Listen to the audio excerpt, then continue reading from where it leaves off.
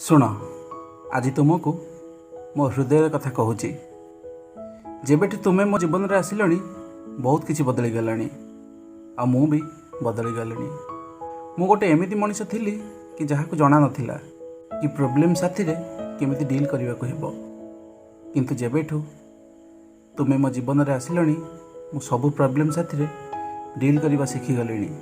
मु जानी नथिली प्रोब्लेम आसिले एमती मुंड ठंडा रखी निजक संभाल पड़ी था किंतु मु एबे शिखीगली। बास केवल तुम पाई मोर बहुत खराब आदत थिला जहाँ एबे मु छाड़ी देइछि।